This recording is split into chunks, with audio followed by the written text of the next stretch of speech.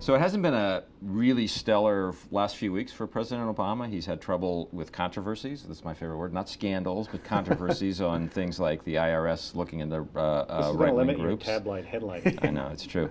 But this week in the Wall Street Journal NBC News poll, we decided to quantify what the effect has been. And it was interesting. We found there was a feeling that people have started to doubt the administration's honesty to some extent because of these controversies, but that they haven't really changed their views about the president. Yeah, it was a significant majority on all the questions, whether it was the IRS controversy or the Benghazi controversy.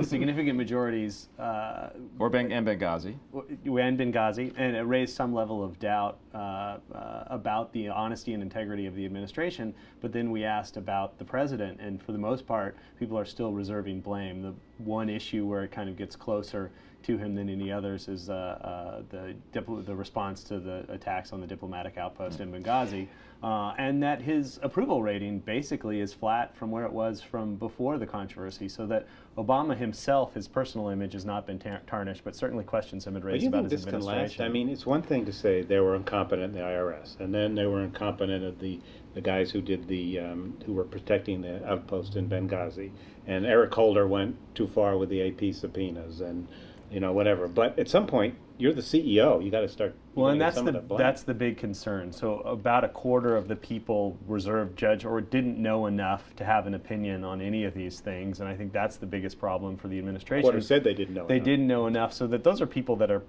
persuadable or just not paying any attention. But that's a group of people that the White House is going to have to watch. The other thing that we saw in the poll, all polls except for rare instances are both good news and bad news. And the bad news in this poll, I think the worst news for the president was we've seen now a very steady erosion among independents since about January.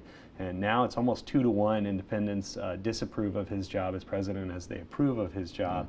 And I think in terms of troubling trends, that's a really bad line and independents now, and I guess maybe always, are a pretty grumpy lot. They're not happy with Obama. They're not all that thrilled with Republicans. They're not convinced the economy is getting better. So these are people who can turn on a president fairly quickly. With one exception, Chris Christie, the New Jersey governor. That's a good point. He did well, but independents like Chris Christie. Not a coincidence, I guess. And Republicans and Democrats don't. It's like there's your third-party candidate for 2016, right there. Christy Bloomberg. I think there was another piece of good news in the poll, and that was the economy.